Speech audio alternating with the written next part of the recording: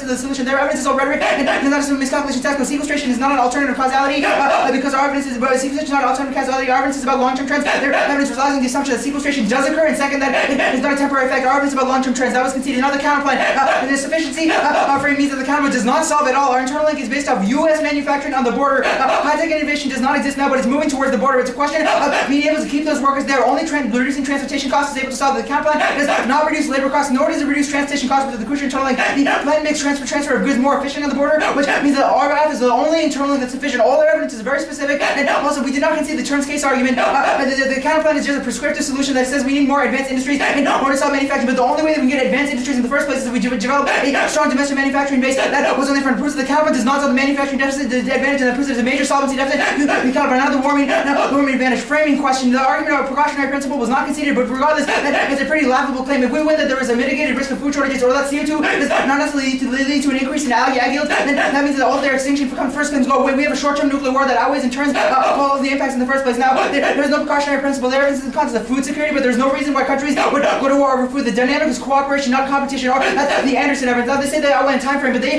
conflate internal link time frame with impact time frame. Our impact time frame is very quick. China's time war escalates very quickly, but deterrent signals are the only way to prevent conflict. Their argument that the F-stop emissions in the short term is laughable. It would take a long time for us to develop enough yields. Now, it does not turn the China impact. Our impact calculus internal link is based off deterrence. Our resource wars and food security obviously do not affect that. Plus, impact uniqueness is collapsing now in the status quo, which proves that there's no impact uniqueness for any of the arguments. It also does not turn resources. They obviously CO2 is not key to all global resources. All the evidence is the concept of U.S. and deterrence is a better internal link anyway. Now, a framing question. The Jackson and Gillis evidence both indicate that CO2 increases decrease the nutritional value of the plants because they cannot photosynthesize. It decreases the amount of nitrogen and those proteins that they have. Despite the Michael Plus claim that the roots increase protein was false, and the very specious claim. You should be very skeptical of the studies. This is not a reason to reject all of their evidence, but it is common knowledge that the issues have been associated with fossil fuel companies and industry companies. We do not have evidence on this, but it's a reason that you should be very skeptical when looking through a lot of their evidence. Now, their impact uniqueness claim was conceded. The agriculture is collapsing now, which makes it triardite for the affirmative. They have no impact uniqueness. Our Gillis evidence indicates that things like flash floods and water shortages are alternative causalities to CO2 that they cannot overcome.